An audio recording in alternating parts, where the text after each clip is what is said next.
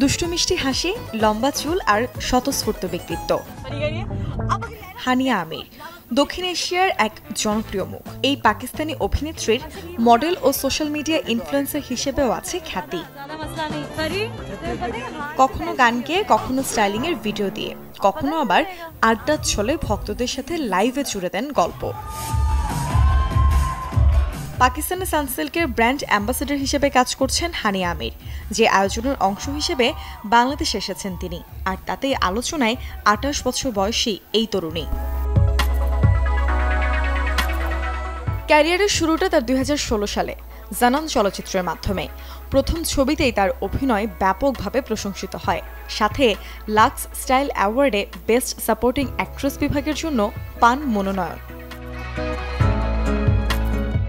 হানিয়া অভিনয় করেছেন একাধিক হিট টিভি নাটকে। মেরে হামসফর, দিলরুবা, কভি মে কভি তুম, মেরে হামসফরে হাল এর চরিত্রগুলো তাকে এনে দেয় জনপ্রিয়তা। তরুণ প্রজন্মের কাছে হানিয়া আমির শুধুমাত্র একজন অভিনেত্রী নন, বরং একজন ইনফ্লুয়েন্সার ফ্যাশন আইকন বটে। মিলিয়নের বেশি অনুসারী তার ইনস্টাগ্রামে, যা তাকে পাকিস্তানের মোস্ট ফলোড সেলিব্রিটিসের তালিকায় রেখেছে। Desk report, channel 24।